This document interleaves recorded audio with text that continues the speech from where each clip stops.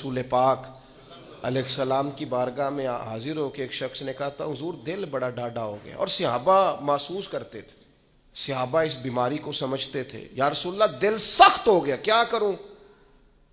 فرمایا کوئی یتیم ملے تو اس کے سر پہ ہاتھ پھیرا کر، اللہ تیرے دل کو نرمی عطا فرمائے گا۔ یتیموں کے سروں پہ ہاتھ رکھا کر، قلب نرم ہوگا، دل نرم ہو۔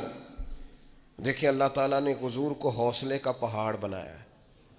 نبی پاک علیہ السلام فرماتے ہیں سب سے زیادہ مشکلات مجھ پہ آئی، لیکن جو رقت تھی نا حضور کی طبیعت میں، جو نرمی تھی وہ اتنی انوکھی تھی۔ حضرت زید بن حارثہ رضی اللہ تعالیٰ عنہ شہید ہو گئے جنگ موطا میں۔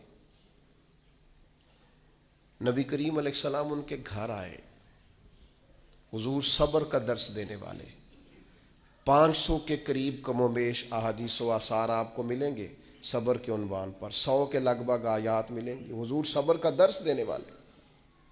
لیکن کریم ان کے گھر گئے، ان کی بیٹی سرکار کے سامنے حاضر ہوئی تو بیٹی باپ کی یاد میں رو پڑی۔ حضرت سعد بن عبادہ کہتے میں بھی حاضر تھا، بیٹی روئی تو حضور بھی رو پڑے۔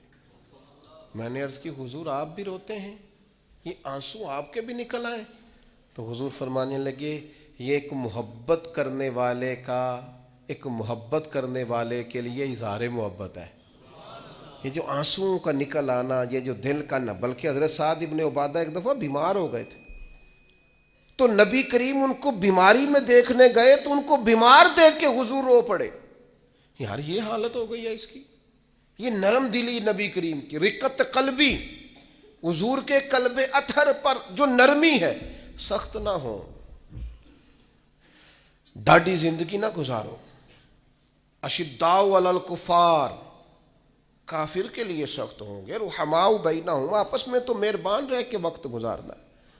اپنے اپنے دل سے پوچھو، بڑے ٹیسٹ کراتے ہو، بڑی ایکو کراتے ہو اور بڑے کچھ کراتے پھرتے ہو، کبھی کبھی یہ بھی دیکھا کرو ڈاڈا کتنا ہو گیا ہے، معاف کیوں نہیں کرتا، اسے پیار کیوں نہیں آتا، اسے رونا کیوں نہیں آتا، اس میں درد کیوں نہیں پیدا ہوتا۔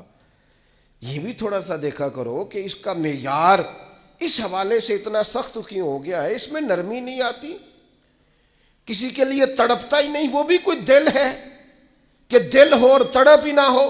اپنی طبیعت پر غور کریں، مزاجن سخت نہ بنے، تلخ نہ بنے، کسی کے بارے میں بھی سوچیں، کسی اور کا بھی احساس کریں، کسی اور کے بارے میں بھی غور کریں۔ آپ کا دل کسی کے لیے بھی دھڑکنا چاہیے، اپنی ذات سے شروع ہو کے اور اپنی ہی ذات پر چیزوں کو ختم کر لینا، یہ کیا دانش مندی ہے؟